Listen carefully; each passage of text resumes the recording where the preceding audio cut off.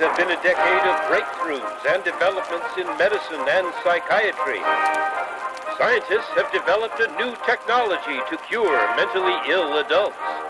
With the use of electroshocks, the minds of sick patients are being wiped clean, giving them a fresh start.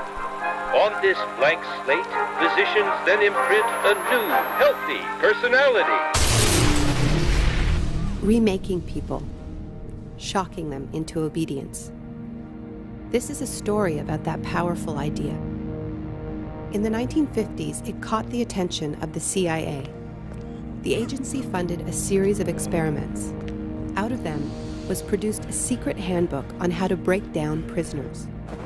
The key was using shock to reduce adults to a childlike state.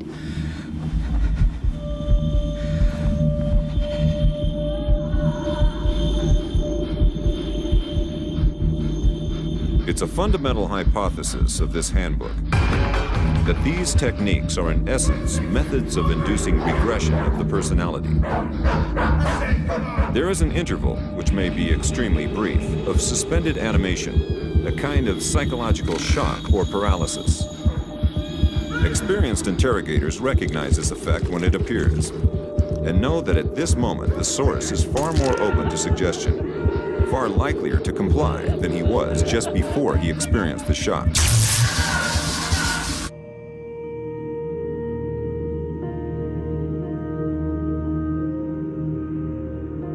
But these techniques don't only work on individuals. They can work on whole societies.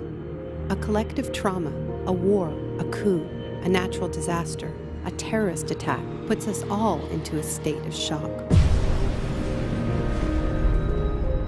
And in the aftermath, like the prisoner in the interrogation chamber, we too become childlike, more inclined to follow leaders who claim to protect us. One person who understood this phenomenon early on was the most famous economist of our era, Milton Friedman. Friedman believed in a radical vision of society in which profit and the market drive every aspect of life, from schools to healthcare, even the army. He called for abolishing all trade protections, deregulating all prices, and eviscerating government services.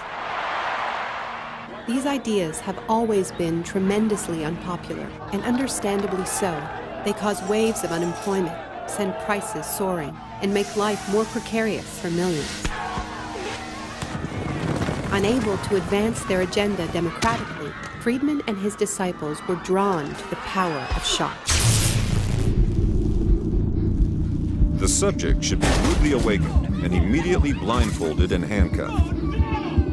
When arrested at this time, most subjects experience intense feelings of shock, insecurity, and psychological stress. The idea is to prevent the subject from relaxing and recovering from shock.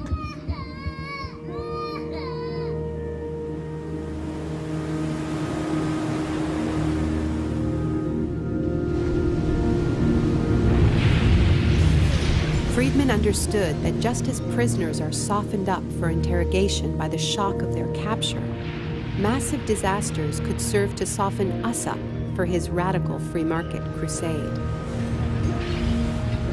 He advised politicians that immediately after a crisis, they should push through all the painful policies at once before people could regain their footing. He called this method economic shock treatment. I call it the shock doctrine. Take a second look at the iconic events of our era, and behind many, you will find its logic at work. This is the secret history of the free market. It wasn't born in freedom and democracy. It was born in shock.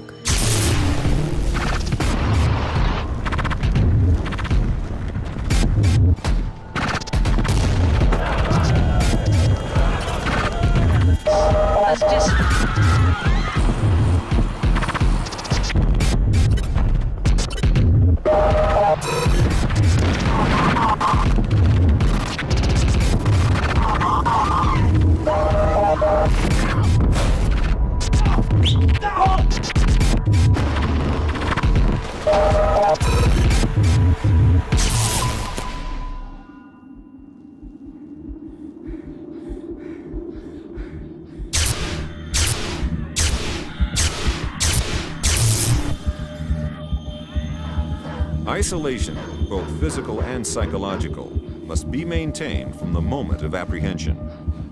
The capacity for resistance is diminished by disorientation. Prisoners should maintain silence at all times. They should never be allowed to speak to each other. There's one other thing I've learned from my study of states of shock. Shock wears off. It is by definition a temporary state. And the best way to stay oriented, to resist shock, is to know what is happening to you and why.